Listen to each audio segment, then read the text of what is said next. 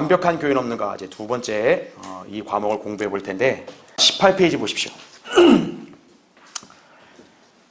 자, 우리가 지난 시간에 완벽한 교회에 관한 정의를 제가 여러분에게 설명드렸죠, 그렇죠? 예. 어떤 우리가 뭐 인격적이나 도덕적인 어떤 무결함을 얘기하는 게 아니라 하나님께서 기준으로 제시하신 잣대, 성경대로 믿고 실행하게 되면 그 교회는 하나님 보시기에 완벽한 교회로 인정을 받는 것이에요. 자, 그러면 이제 우리는 18페이지 교회란 무엇인가 한번 이걸 보겠습니다. 자, 거기에 우리가 참 흥미로운 표현을 볼 수 있어요. 성경에서 자, 최초의 지역교회가 8명으로 구성된 노아와 그의 가족이었다 이거죠. 아니, 노아의 가족이 교회다? 약간 좀 의아하죠?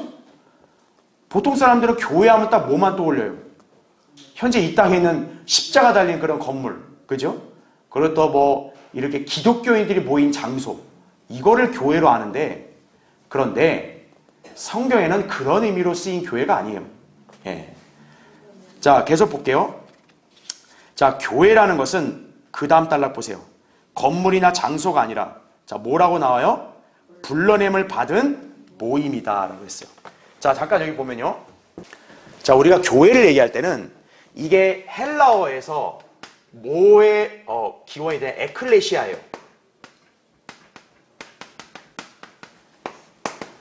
이 에클레시아라는 뜻이 어떤 의미를 가지고 있냐면 어떤 특별한 목적을 위해서 따로 불러낸 그런 모임을 가리킵니다. 예. 그러니까 이 교회라는 단어가 헬라어로 볼 때는 에클레시아라는 건데 바로 뭐냐면 이 에클레시아라는 단어 자체가 뭔가 불러냄을 받는 거예요.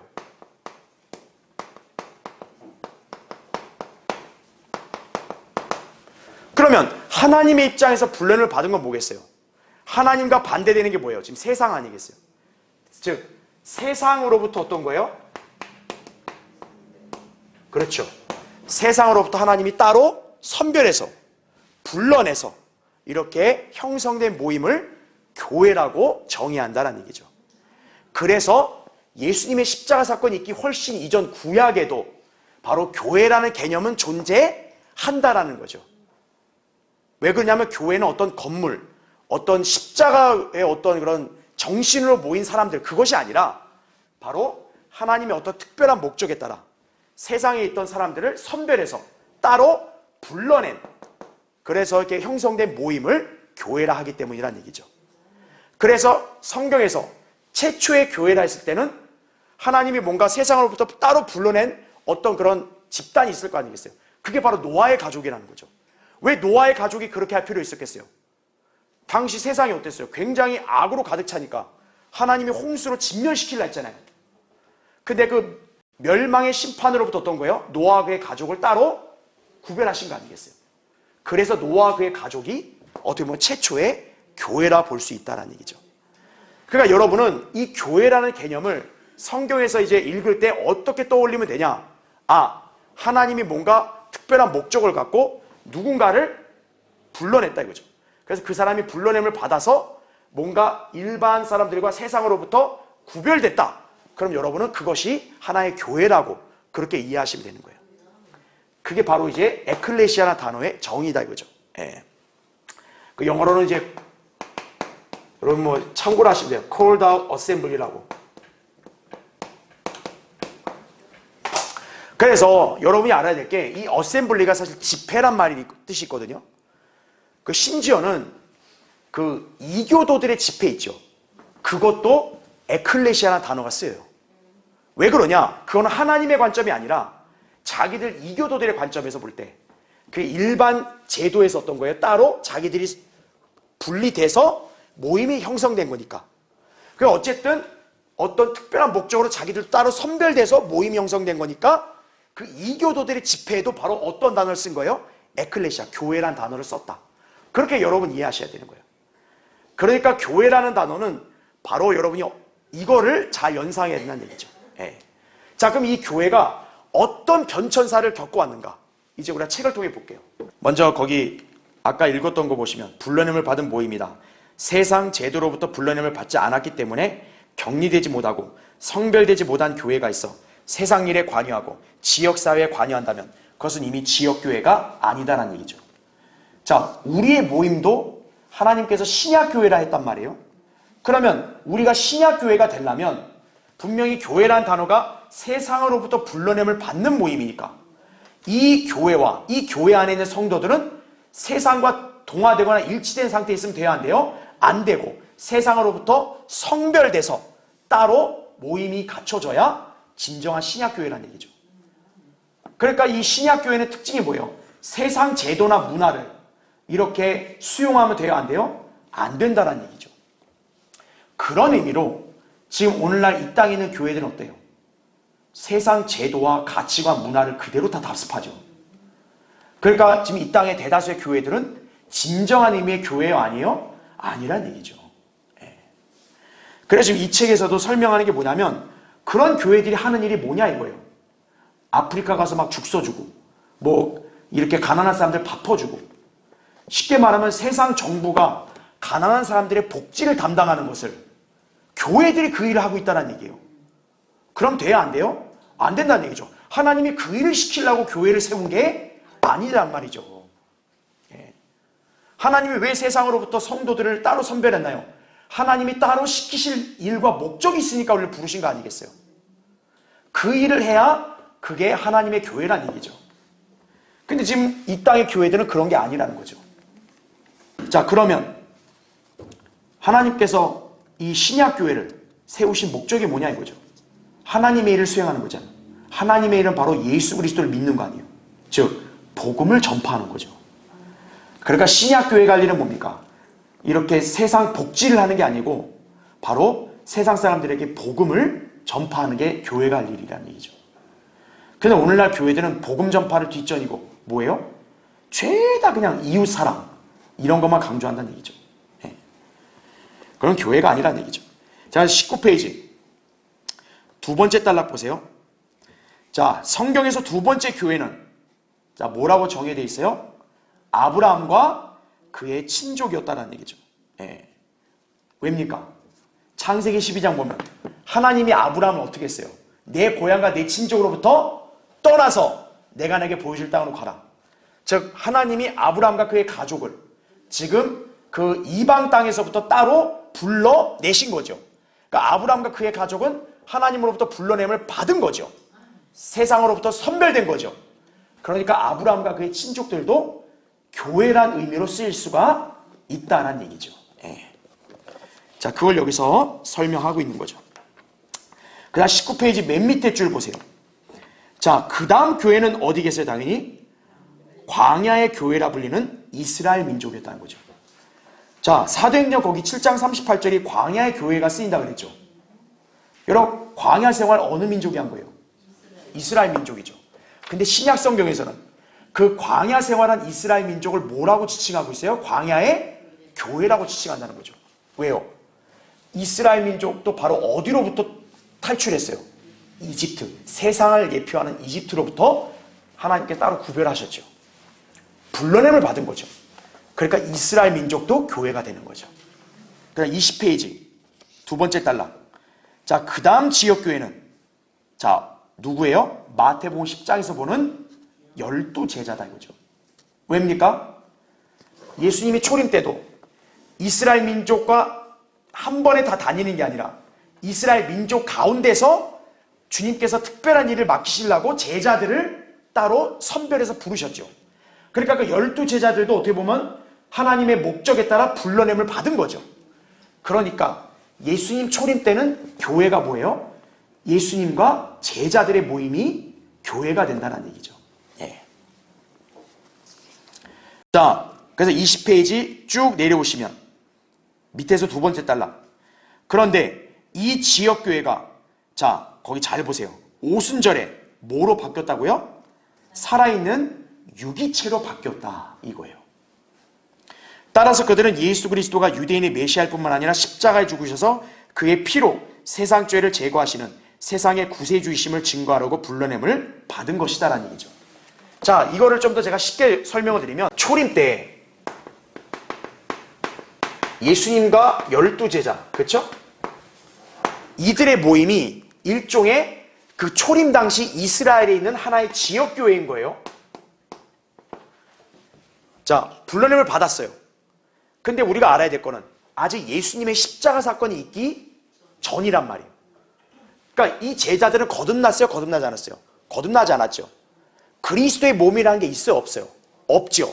그러니까 여기에 교회는 오늘날 우리처럼 그리스도의 몸인 교회가 아니라 그냥 하나의 단위, 집단인 지역교회다. 이런 개념으로 보시면 되는 거예요. 그러니까 이 지역교회가 어떻게 보면 오늘날 이 땅의 지역교회의 하나의 그림이 될 수 있겠죠. 자, 여기 지역교회에서 목자가 누구세요? 예수님이죠. 이 제자들이 이 목자의 밑에 있는 일종의 성도들이겠죠. 자, 이런 지역교회를 갖췄는데, 근데 십자가 사건이 있고 난 다음에 사도행전 2장에서 오순절 사건 때, 이때 이제 성령 침례로 뭐가 형성이 돼요? 그리스도의 몸이 형성이 되죠. 이거를 유기체인 교회라 그러죠. 예. 유기체인 교회. 근데 우리가 알아야 될 거는 사도행전 2장에도 당시에는 유대인 제자들만 있었단 말이에요. 그렇죠? 그러니까 그때는 뭡니까? 그리스도의 몸의 최초의 멤버들은 사도들이겠죠. 그렇죠? 그러니까 어떻게 바뀌었다 보면 돼요. 예수님이 이 땅에 계실 때는 유기체가 되진 않았고 그냥 하나의 지역 단위의 모임이었는데, 이게 이제 오순절을 통해서 이제 뭐로 바뀐 거예요?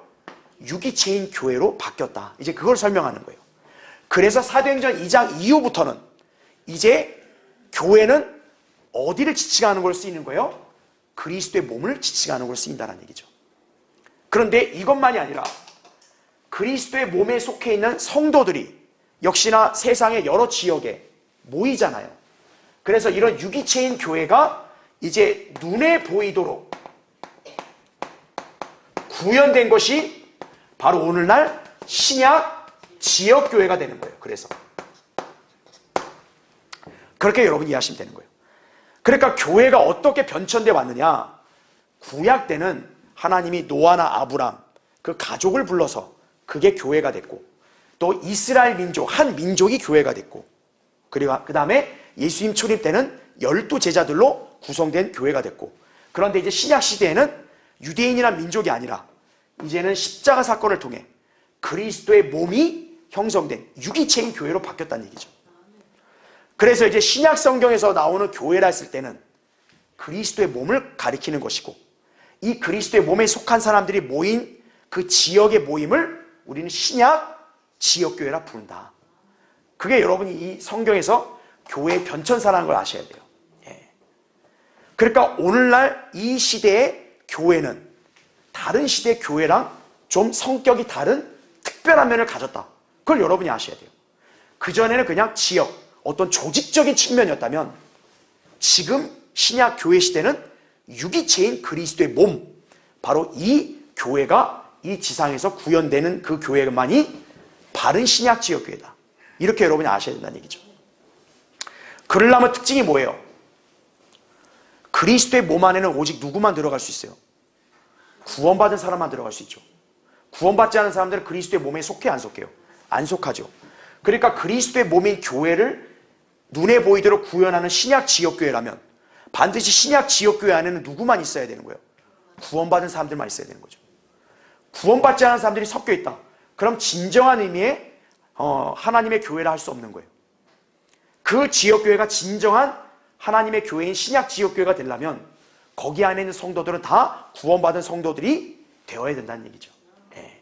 그걸 여러분이 이해하시면 되는 거죠. 20페이지 맨 밑에 줄. 그때부터 신약 성경에서 교회란 말은 지역교회를 의미했다.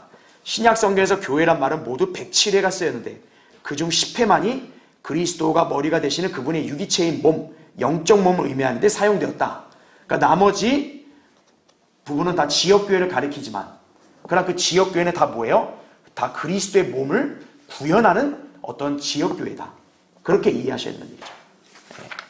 자, 그럼 이제 22페이지. 세 번째. 자, 운영면에서 본 지역교회 4가지 형태예요.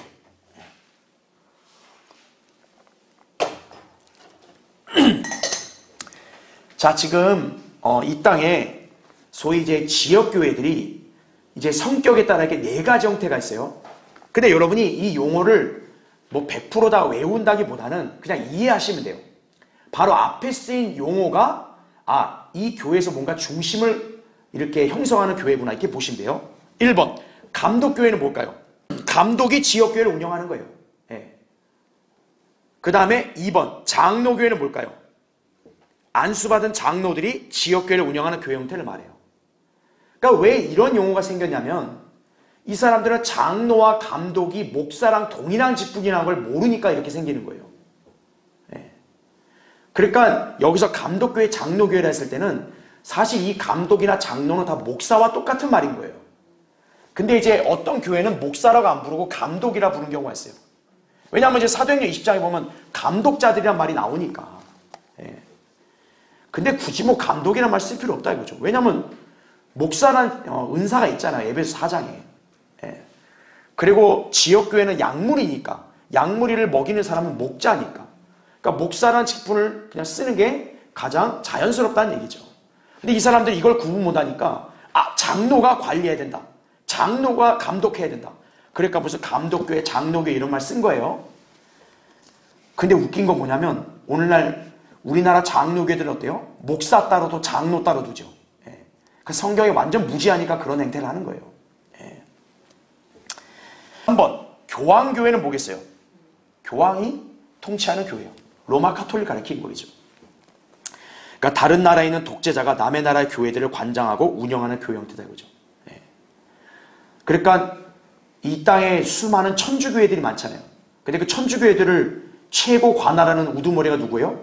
교황이에요. 예. 그러니까 독재죠 그게. 그렇죠? 그다음 4번. 자, 이게 여러분이 잘 유념해야 될 성경적인 신약 지역교회 성격이라는 거 아셔야 돼요. 바로 무슨 교회요? 회중교회다 이거죠. 자, 이게 무슨 의미냐?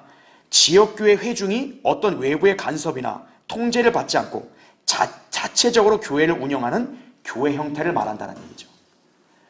이따 보겠지만 이 회중교회는 제도적으로 운영되는 교회가 아니라 독립교회를 가리키는 거예요. 그러니까 그 교회가 회중들을 중심으로 해서 자체적으로 독립적으로 운영되는 교회다. 바로 그걸 가리키는 거예요. 회중교회가. 자, 그래서 이 회중교회를 표방하는 교파가 어디냐면 침례교파입니다. 그래서 원래 이 침례교회들은 회중교회라고 자기들이 얘기를 해요. 근데 웃긴 게 뭐냐면 이 침례교회들이 회중교회라고 얘기하면서 정작 자신들이 교단을 만들었어요. 여러분 우리나라 침례교회들은 그 뭐 한국 기독교 침례 막 이렇게 만들잖아요. 예. 한국식 침례 교단이 따로 있죠. 자, 우리나라에 성서 침례교회가 있는데 그 성서 침례교회가 이제 미국의 남침례교회랑 같은 뿌리거든요. 그런데 이 사람들도 사실은 뭐냐면 원래 장로교나 감리교처럼 어떤 교단이 총회 이런 게 없어요. 자, 이들은 뭐가 있냐면 여러분 23페이지 한번 보세요. 침례교회는 회중교회이지만 남침례교회나 성서침례교회는 겉으로는 독립교회 같이 보이나 실제로는 어떻게 되어 있다고요? 예속되어 있다는 얘기죠. 거기 여기는 성서침례교회가 그 Baptist Bible Fellowship이라 나오잖아요. 이제 우리나라는 좀 생소한데 미국에는 BBF라는 게 있어요. BBF. 그러니까 BBF가 바로 이거예요. 성서침례 친교회를 가리키는 거예요. 즉 뭐냐면 성서침례교회들끼리 자기들이 친교회를 결성한 거예요. 예. 그러니까 여러분이 쉽게 이해하려면 우리 성경대리면 교회들도 어때요? 이렇게 성경대리면 교회들끼리 서로 교제하잖아요. 근데 우리는 뭐 이거에 대해서 무슨 특별한 어떤 조직을 만들진 않았죠, 우리는. 근데 이 사람들은 뭐예요? 성서침례교 친교회라는 걸 만들었어요. 그러니까 이 친교회란 모임이 뭔 거예요? 여기에 속한 교회가 성서침례교회다. 그러니까 여기 성서침례교회 이 친교회에 속한 교회들끼리만 교제한다. 이거거든요. 근데 문제가 뭐냐면 이 성서침례교 친교회가 변질이 돼버린 거예요. 그래서 어떻게 되냐? 이 친교회 회장이 마치 최종 권위가 되는 거예요. 그래서 이 친교회의 지시를 안 따르면 마치 뭐냐면 너는 파문 이렇게 되는 거예요. 그러니까 성경적으로 운영이 되는 게 아니라 그런 식으로 예속돼 가지고 통제를 받는 거죠. 그러니까 여기 보면 제가 방금 얘기했던 BBF, 이게 이제 성서 침례교회들은 자부심이 있어요. 무슨 자부심이 있냐면 자기들의 그 선조가 이제 제이엠 프랭크 노리스라고 아주 굉장히 훌륭한 사람이 있거든요, 미국에. 근데 이제 솔직히 말하면 지금 성서 침례교회들은 제이엠 프랭크 노리스랑 이렇게 동일한 자세도 안 가졌어요, 사실은. 그러니까 자기들의 어떤 자부심이 굉장히 센데, 그 이제 뷰첸빅이라고 또 있어요. 여기 BBF를 이렇게 만들어도 뷰첸빅이라는 사람이 있는데, 이 사람도 처음에 이거 BBF란 친교회를 만든 목적도 이제 선교를 해야 되잖아요. 선교를 할 때 이제 우리와 같은 어떤 성경적 믿음과 신앙을 가졌는지를 점검하고, 그렇게 합당하면 우리와 같이 교제하고 우리가 선교를 지원하겠다. 사실 이런 순수한 목적으로 만든 거거든요. 근데 이게 변질이 돼서 어떤 거냐면 하나의 교단이 돼버린 거예요. 그래서 사실 성서 침례교회들은 자기들이 무슨 독립교회라고 나름 얘기하거든요. 근데 사실 그들은 겉으로 독립교회지만 실제로 뭐예요? 미국의 BBF에다 통제를 받는 거예요, 전부 다. 네. 그렇게 이해하시면 되는 거예요. 근데 우리 성경대리면 교회는 어때요? 우리를 파송하고 배출했어도 우리가 성경 침례교회에 예속되는 건 아니란 얘기죠. 우리가 고천의 성경 침례교회나 뭐 박승용 목사가 뭐 최종 목사 이게 아니란 얘기죠. 우린 다 분리된 하나의 지역교회예요. 그래서 우리 강릉 성경 침례교회는 이 교회가 자치적으로 운영되는 거지 누구의 간섭이나 통제를 받는 게 아니란 얘기죠. 일반 제독교회는 특징이 어때요? 장로교나 감리교, 성결교는 교단, 총회 이런 게 있죠. 그래서 거기에 통제를 받아야 돼요. 네. 그래서 거기는 교단의 헌법이 있는 거죠. 성경이 아니라 자기네 전통. 그리고 그 교단한테 교회가 어떻고 뭐 재정이 어떻고 다 보고해야 되는 거예요. 그게 바로 뭐냐? 제도로 규제를 하는 거예요. 그게 바로 제도화된 교회라는 얘기죠. 그 박옥수 집단이 그런 게 잘 돼 있잖아요. 네트워크가 막 교단 이런 게 바로 이런 걸 이제 관리하는 거예요. 그런 식으로. 근데 그거는 성경적으로 볼 때 참다운 신약교회의 상이 아니라는 거죠. 그렇게 어떤 제도나 어떤 기관의 통제를 받는 거는. 그래서 회중교회가 성경적 신약교회라는 얘기죠. 그래서 그 밑에 보세요. 교회가 운영되는 데 있어서 그 교회가 완전히 하나님께 속해 있지 않고 다른 기구나 사람들의 눈치를 보게 되면 그것은 독립교회가 될 수 없는 거죠. 그렇죠. 그래서 밑에 보세요. 신약교회란 성경대로 믿는 독립침례교회를 말한다 이거죠. 여기서 말하는 침례란 용어, 이건 제가 예전에도 성경 공부할 때 설명했죠. 우리가 단순히 침례를 준다 이 의미가 아니라 거기 나오죠. 카톨릭 교리를 반대한다는 외적 표현이다. 바로 반카톨릭임을 우리가 천명하는 거예요. 진정한 침례교도는 바로 이거라는 걸 아셔야 돼요. 성경 침례교회란 이름은 카톨릭 교리에 그 어떤 것도 수용하지 않는다는 것을 강력히 표현한 것이다 이거죠. 침례교회라 해서 다 같은 침례교회가 아니에요.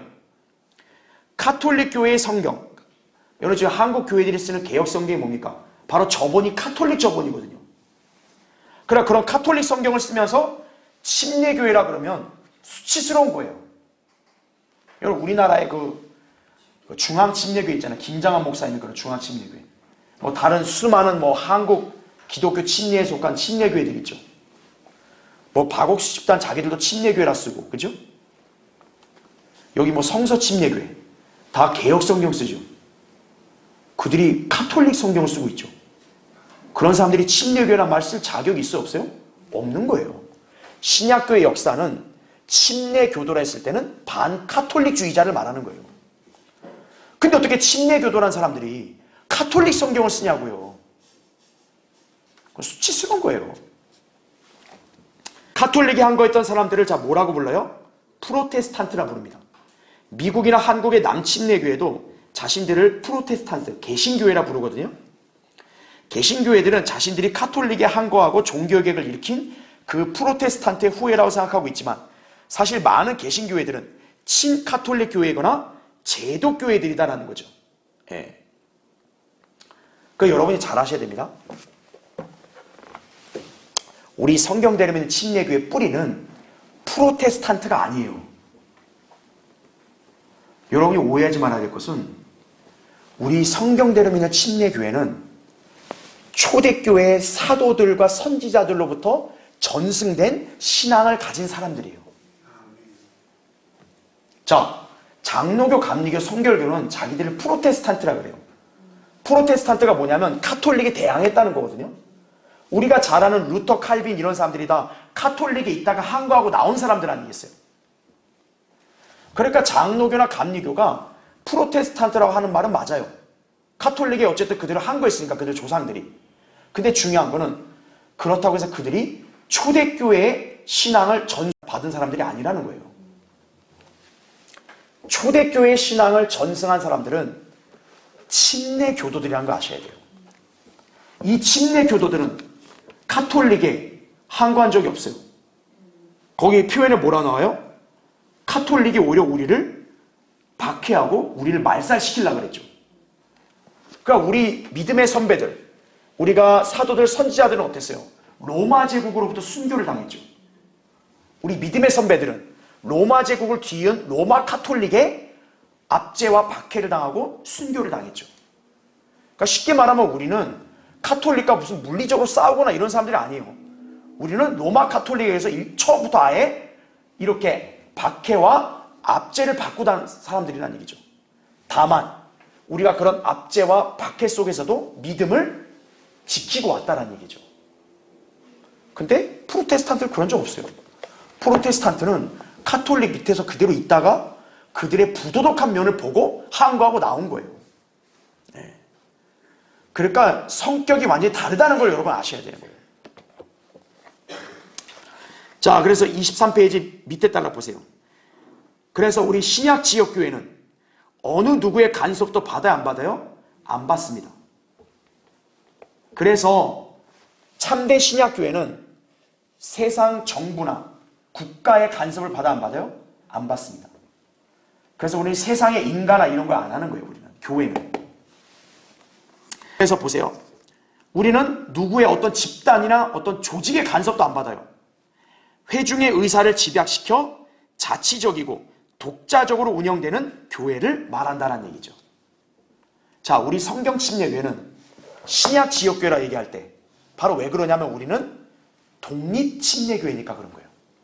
우리는 어떤 누구의 외부의 간섭이나 규제를 안 받고 우리 이 교회 안에 있는 회중들이 자치적으로 이렇게 독립적으로 우리는 이렇게 사역을 한다는 얘기죠. 그런데 우리가 알아야 될 게 뭡니까? 하나님은 아까 우리 교회를 보면 다 리더를 세우죠. 노아의 가족의 리더는 누구예요? 노아. 아브라함의 가족의 리더는 누구예요? 아브라함이죠. 이스라엘 민족이 태어났을 때는 그 민족을 지도하는 지도자가 누구예요? 모세죠. 예. 마찬가지예요. 예수님과 제자들 했을 때 그 교회도 예수님이 목자 아니에요. 그와 같이 이 신약 지역교회도 하나님이 누구를 세우는 거예요? 목자를 세우는 것이에요. 그래서 회중들이 한두 명이 아니기 때문에 회중들의 의견은 여러 가지가 있을 수 있단 말이에요. 그럼 결국 그 회중들의 모든 의견을 다 통일하고 집약시켜서 결국 그에 따라 대표로 운영하는 게 바로 목자가 그렇게 하는 거란 얘기죠. 그게 신약 독립지역교회라는 거 아셔야 돼요. 그게 참된 신약교회예요. 근데 오늘날 일반 교회들은 어때요?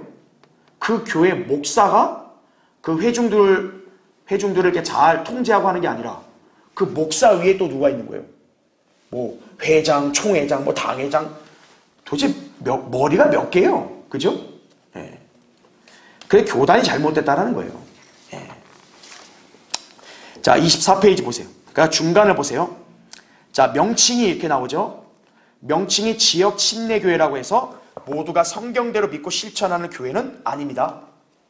특히 우리나라에는 성경대로 믿는다고 하지만 사실은 성경대로 믿지도 않고 실행하지도 않는 교회들이 너무 많아요.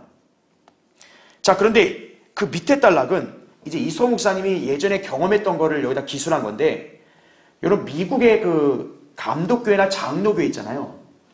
자, 아까 제가 진정한 참된 신약교회는 회중교회라 그랬죠. 엄밀히 말하면 감독교회나 장로교회는 이렇게 온전히 올바르다고 볼 수는 없어요. 하지만 미국에서 이 감독교회나 장로교회는 그래도 나름대로 성경대로 하나님 말씀의 권위에 순종하고 실행하는 교회들이 많아요. 그래도. 네. 그걸 여기서 얘기하고 있는 거예요. 그 실제로요, 미국의 장로교회나 감리교회들 중에서는 킹제임스 성경 쓰는 교회들도 있다 그래요. 네. 그러니까 그런 교회들은 비록 자기들이 뭐 이렇게 칼빈이나 뭐 이렇게 알미니우스나 이런 사람들을 이렇게 후예로서 그렇게 모임이 형성됐어도 어쨌든 성경의 말씀을 그대로 믿고 따르는 거예요. 장로교나 감리교 그렇게 한다는 거죠. 그래도 미국은. 근데 우리나라는 뭐예요? 그냥 개판이에요, 개판. 교회들이. 예. 이건 무슨 하나의 뭐 다단계 조직을 연상하듯이, 그렇죠? 예. 그렇게 되어 있는 거죠. 자, 그래서 한글 킹제임스 성경이 처음 나왔을 때도요, 이 성경을 맨 먼저 쓴 교회는요, 놀랍게도 장로교였습니다. 그래서 장로교회 목사들이 이소홍 목사님이 처음에 한글 킹제임스 성경 번역하고 이렇게 출간하려 했을 때도 몇 명이 와서 막 관심을 보이고 그랬어요. 근데 문제가 뭐냐? 이 사람들이 칼빈주의 독서를 못 버리는 거예요. 그러니까 교제가 안 되죠. 그래서 성경에 너무 무식한 거예요. 자, 그래서 이소홍 목사님이 이 칼빈주의의 오류에 대한 것들을 막 옛날에 신문에다 많이 기고했거든요. 그랬더니 이제 감리교 목사들이 신나가지고, 아이고 장로교 까주니까, 아이고 여기는 감리교랑 같은 노선인가 보다, 이렇게 온 거예요. 뭐 거절한 거죠, 목사님이. No. 나는 감리교인은 아니야. 나는 그리스도인이라고. 성경대로 믿는 그리스도인이라고. 그렇게 얘기했다 이거죠. 그래서 여기 목사님이 그 의견을 피력한 것이, 사람을 볼 때 나는 교단으로 평가하지 않고 성경으로 평가한다 이거죠. 예. 그러니까 우리도 알아야 돼요. 아, 저 사람이 어느 교회 나간다. 그 교단을 보지 말고 이 사람이 진정으로 구원받았는가, 이 사람이 진정으로 하나님의 바른 말씀에 대한 어떤 갈급함과 열정과 순종하려는 자세가 있는가, 그걸 봐야 되는 거예요. 예. 아, 근데 이 사람은 이 교회는 괜찮아요. 아니요, 저 아니에요. 예. 구원받지 않았으면 그 사람이 어떤 교회에 나가든 그건 아무 상관없어요. 반면에 그 사람이 성경대로 복음을 믿고 구원받고 진리를 따르고자 한다면 과거에 어떤 이단 종파에 있었어도 그건 중요한 게 아니라는 거예요. 네. 우리는 성경으로 잣대를 대서 평가해야지 어떤 교단이나 어떤 집단을 보면 안 된다는 얘기죠. 자, 25페이지 보세요. 자, 위에서 세 번째 줄. 그래서 이소홍 목사님이 이렇게 표현합니다. 필자는 성경대로 믿는 침례교인이라는데 자긍심을 갖는다. 그보다 더 떳떳하고 정직한 이름은 이 하늘 아래 없을 것이다. 어디를 가서 누구를 만나도 나의 신분을 밝히는데 다른 부차적 설명을 필요로 하지 않는다. 누군가가 나에게 어떤 교회 다니냐고 묻는다면 나는 성경대로 믿는 침례교인이라고 그렇게 얘기한다 이거죠. 예. 그러면 그들은 내가 더 이상 물을 필요가 없는 그리스도인임을 안다. 그러나 예를 들어 성경교회에 다닌다고 했다 하자 이거죠. 그 우리에게서 배교에서 떨어져 나간 어떤 교회는 성경교회라는 이름을 쓰거든요. 뭐 자기들이 굉장히 성경을 막 잘 믿는 것처럼 행세하는데, 그래서 생각해 보세요. 그냥 성경교회라 하면은 어떤 성경? 이런 말이 나올 거 아니겠어요? 아, 킹제임스 흠정력, 뭐 표준력, 이런 헛소리 한다 이거죠. 네. 그런 사람들은 아예 잘못된 거예요. 성경 침례교회다 이거죠. 왜요? 성경을 최종 권위로 믿는 침례 교도들의 모임이다 이거죠. 나는 성경을 최종 권위로 믿는 침례 교도 그리스도인이다 이거예요. 왜 침례 교도를 강조하냐? 나는 반카톨릭이니까. 그걸 여러분 아셔야 돼요. 그러니까 이게 굉장히 설명이 길잖아요. 이거를 딱 집약시키는 게 뭐예요? 성경대로 믿는 그리스도인이다 이거예요. 대한민국 기독교 역사 150년이 흘러도요, 이러한 표현을 성경대로 믿는 교회만이 최초로 쓴 거예요. 그걸 여러분 아셔야 돼요. 여러분은 그러한 자세를 갖고 믿음 생활을 하셔야 되는 거예요. 자, 그 다음 26페이지 보세요. 네 번째, 어떤 교회로 갈 것인가.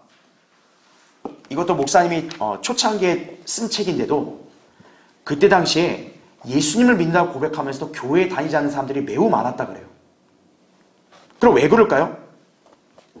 그리스도인의 양심으로 볼 때 차마 출석할 교회가 없는 거예요. 자, 이런 문제는 26페이지 그 밑에 달라 보세요. 우리나라 사람에게만 국한되는 문제가 아니다. 미국도 사정은 마찬가지다. 말씀보존학교 사역을 지원하고 있는 한 젊은 미국인 부부도 자기들이 사는 고장에 산지 꽤 오래되었지만 아직껏 성경대로 믿는 교회를 찾지 못했다고 실토해 왔다라는 얘기죠. 예. 그러니까 이게 뭐냐면 이분들이 살던 지역에 교회가 없다는 말이 아니에요. 교회들은 굉장히 많아요. 근데 자기들이 양심적으로 비춰봤을 때 성경대로 믿고 실행하는 교회들은 없었다는 얘기죠. 간판만 그럴듯하게 단 거예요. 아, 우리 교회는 근본주의 교회다. 우리 교회는 복음주의 교회다. 아, 우리 교회는 뭐 초대교회다. 막 별의별 그냥 소리를 다 한다는 이거죠. 그런데 성경대로 믿는 교회는 없었다는 얘기예요. 이분들은. 그래서 27페이지 보세요. 그래서요, 여러분 미국이란 나라는요 특이한 게 뭐냐면 어떤 다른 지역으로 이사 갈 때 있죠. 이사 갈 때는요 항상 그 이사 가는 지역에 교회를 항상 늘 알아보려고 하는 거예요. 그게 미국의 특징이에요. 물론 지금 미국 많이 변질됐지만 예전만 해도 미국 같은 나라는요 자기가 얘는 어느 지역에 살다 다른 지역으로 이사 갈 때는 그 지역에 올바른 교회가 있는지를 먼저 탐색하는 거예요. 그게 미국이란 나라예요. 근데 우리나라는 어때요? 그냥 가장 큰 교회 가자 이거죠 그냥. 그러니까 분별력이 없으니까요. 그러니까 한국은 어떤 거예요? 건물만 냅다 그냥 화려하게 짓자 이거예요. 그러면 사람들이 알아서 온다 이거죠. 그렇게 돼버린 거예요 우리나라는요. 자, 신약 성경에서 말하는 지역교회인지 알아보려면 자, 세 가지 일을 그 교회가 하는지를 우리가 판별해 보면 되는 거예요. 자, 그 밑에 달라 보세요. 첫째, 자, 여러분 이거 잘 기억하셔야 돼요. 신약 성경에서 말하는 지역교회는 이 일을 해야 됩니다. 자, 무슨 교회여야 돼요? 구령하는 교회여야 한다 이거죠. 교회는 죄인을 성령으로 거듭나게 하여 그 사람의 혼의 구원이 이루어지게 해야 한다 이거죠. 아까 제가 얘기했잖아요. 그리스도의 몸 안에는 오직 누구만 있는 거예요? 그리스도인만 있는 거예요. 그러니까 그 교회가 있으려면 어떻게 되는 거예요? 구원받지 않은 죄인들은 구원받도록 인도해야 되는 거예요. 복음을 전해야 된다 이거죠. 둘째, 거듭난 성도는 어떻게 해야 돼요? 양육을 시켜야 된다 이거죠. 자, 우리가 잘 아는 유명한 구절. 하나님께서는 모든 사람이 구원을 받고 진리의 지식에 이르기를 원하신다 그랬죠. 자, 구원받은 다음에는 반드시 뭘 해야 돼요? 진리의 지식을 가르쳐서 성장하게 해야 된다는 거죠. 그게 바로 양육이라는 거죠. 자, 한국 교회들 중에는 그래도 극소수의 몇몇 교회들이 복음을 전하긴 해요. 근데 문제는 뭐냐? 양육을 할 줄 모르는 거예요. 그러니까 맨날 뭐만 우려먹냐? 복음만 우려먹는 거예요. 맨날 복음만. 아니, 구원받은 사람을 앉혀놓고 맨날 복음 얘기해봐요. 그럼 뭐라고 하겠어요? 아, 진짜 구원 받았다니까요, 진짜. 이러지 않겠어요? 여러분, 다 큰 어른한테 자꾸 그냥 우유만 줘봐요. 짜증나죠? 다 큰 성인한테 뭘 줘야 돼요? 밥도 주고, 빵도 주고, 고기도 주고, 사과도 주고, 이래야죠. 자, 저녁 먹으세요. 쭈쭈. 성인한테 그럼 어떻게 됐어요? 아, 짜증나죠? 젖은 갓난아기한테 필요한 거죠. 그러니까 지역교회는 어떻게 해야 돼요? 이미 지역교회 안에는 구원받은 사람만 있는 거잖아요. 그러니까 구원받은 사람들이 영적으로 성장할 수 있도록 말씀을 가르쳐서 양육을 해야 된다 이거죠. 그래야 그 성도가 성장을 해야 하나님을 섬길 수 있는 거예요. 그러한 성도들이 있어야 교회가 사역을 수행하는 거예요. 갓난아기만 있어봐요. 그 어른이 무슨 일을 할 수 있겠어요? 아무 일도 못해요. 자기 자식이 커야 어떤 거예요? 뭔가 함께 서로 나눠서 일을 하죠. 그와 똑같다 이거죠. 그 다음에 셋째, 밑에 달랑. 교회는 자 누구를 높이는 일을 해야 돼요? 예수 그리스도를 더 높이는 일을 해야 된다는 거죠. 자, 이 말에 대다수 교회들이 반발할 거예요. 아, 우리 교회도 예수님 더 높여요. 그러겠죠. 근데 안타깝지만 그런 교회들은 예수 그리스도를 더 높이지 않아요. 자, 왜 그런지 보세요. 다음 페이지 28페이지 보면 말로는 더 높인다면서도 실제는 어때요? 교회 목사가 모든 영광을 다 가로채가기 때문에 그런 거예요. 아이고 우리 목사님, 아이고 우리 목사님 이거죠. 그 목사가 그냥 다 그렇게 모든 영광 다 받고 교회 돈도 싹 꿀꺽하고, 그죠? 예. 그러니까 그런 교회들은 예수 그리스도를 드높이지 않죠. 그렇죠? 예. 그 교회가 하나님이 세우신 교회면 그 교회의 재정도 하나님의 것이에요. 목자는 청지기로서 관리하는 건데 목자가 그냥 자기가 그냥 아무렇게 개인 돈 쓰듯이 꿀꺽하는 거예요. 그럼 자기가 영광을 다 취하는 거죠. 예. 그 다음에 중요한 건 뭡니까? 신약 성도들이 주신 계명. 첫째는 내 마음을 다하고 혼을 다하고 생각을 다하여 하나님을 사랑하고, 둘째가 이웃사랑이죠. 근데 일반 교회들은 어때요? 첫째는 빼버리고 이웃사랑에만 전부 다 그냥 그렇게 몰두하죠. 예수 그리스도 안 높인다 이거죠. 자, 이 세 가지를 해야 된다라는 것이에요. 그렇죠? 자, 근데 우리나라 교회들은 왜 이런 일을 잘 못할까 이거예요. 자, 이제 밑에 달라 보세요. 거기 먼저 이렇게 나오죠. 먼저 28페이지에 그 밑에 달라. 먼저 성경대로 믿는 교회가 우리나라 신약교회의 사상 한 번도 존재한 적이 없기 때문이다라는 거예요. 그러니까 하나님 믿어야 돼, 교회 나와야 돼, 찬양해야 돼, 예배 드려야 돼, 알아요. 그러면 구원이 뭐고, 그러면 그리스도인은 어떻게 살아야 돼? 이거를 전혀 모르는 거예요. 왜? 그거에 대한 기준을 제시하고 신앙생활을 올바르게 인도한 성경대로 믿는 교회가 이 대한민국에 그동안 없었기 때문에 그러는 거예요. 그런데 이제 성경 침례교회는 우리가 세워짐으로써 이제는 기준을 세워주는 거죠. 예. 그러니까 목회를 하고 있는 목사도 모르는 거예요. 교회가 뭔 일을 해야 되는지, 교회 사람들이 왔으면 뭘 해야 되는지 목사도 몰라요. 그냥 뭐만 하는 거예요? 우리 교회 교인 등록, 직분 주고, 직분 공짜 안 되죠? 네, 돈 내야죠. 네. 맨날 그렇게 하는 거예요. 그냥 그거밖에 모르는 거예요, 이 사람들은. 네. 근데 시간은 남아도니까 세상 가서 이웃 가난한 사람 돕자, 이것만 하는 거예요. 그냥. 자, 우리나라의 교회 분포를 보면요, 그 책에도 설명되어 있지만 장로교나 감리교가 주를 이루죠. 우리나라는. 자, 장로교회는 칼빈주의로 대변되죠. 감리교회는 알미니안주의로 대변되죠. 둘이 완전히 반대거든요. 칼빈주의는 이미 예정됐기 때문에 한번 구원 예정된 사람은 구원을 잃어버리면 안 되잖아요. 하지만 감리교회는 어때요? 구원을 잃어버리는 거예요. 예정 필요 없다. 누구나 믿으면 구원받아.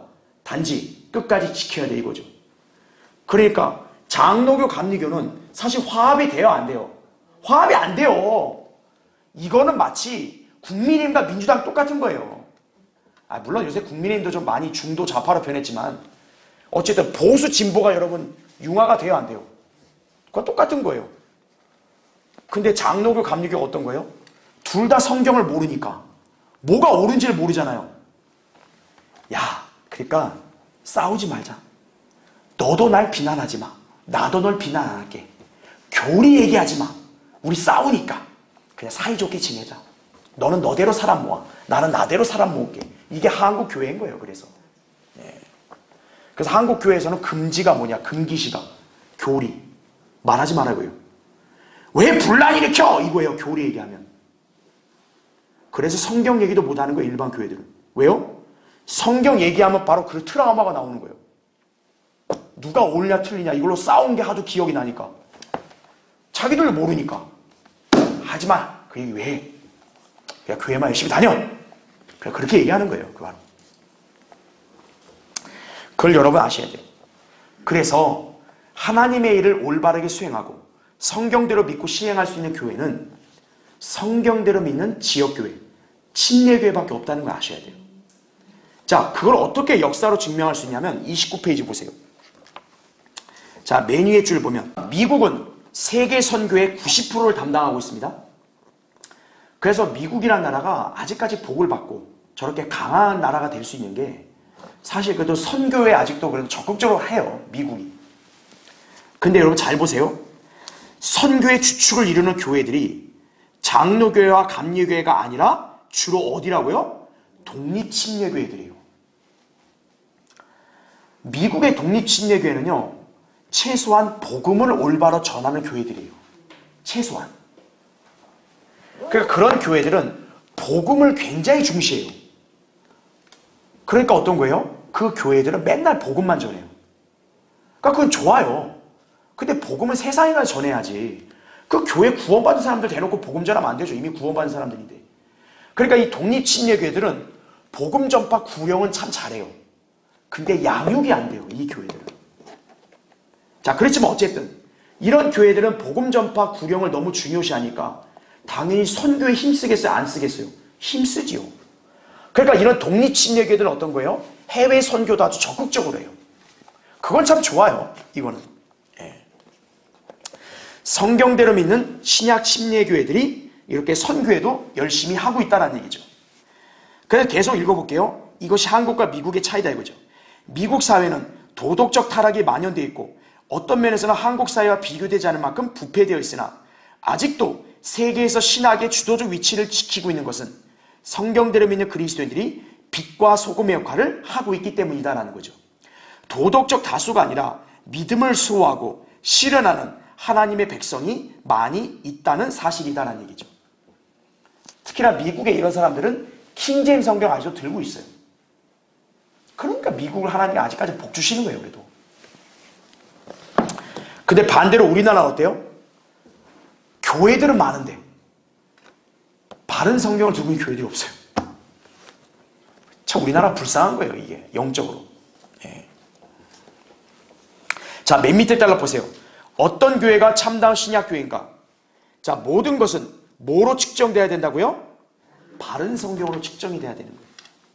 그래서요, 바른 성경은 뭐와 똑같냐? 나침반과 똑같은 거예요.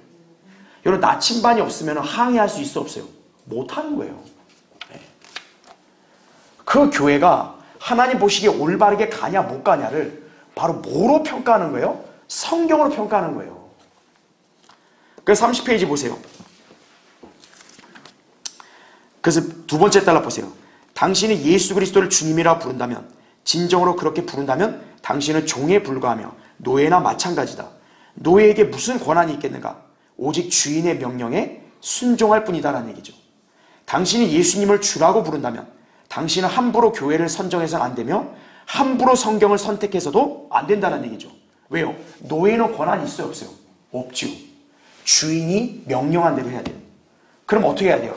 성경도 주인이신 주님이 승인한 성경을 써야죠.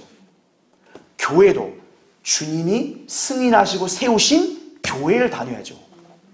자기 식대로 골라가면 안 되는 거예요. 아, 여기가 괜찮네? 왜요? 사람 많아서요. 안 된다 이거죠. 아, 여기 괜찮네? 왜요? 아, 저기 좀 이쁘장한 애들이 많아서요. 안 된다 이거죠. 아, 저기 괜찮네? 왜요? 아, 내가 사업하는데 저기 고객들이 많이 있네요, 저 교회. 안 된다 이거죠. 주님이 지정하신 교회로 가야 돼요. 그 교회가 뭐예요? 바로 성경대로 믿는 신약 지역교회, 성경대로 믿는 침례 교도들이 모인 그런 지역교회가 돼야 된다는 얘기죠.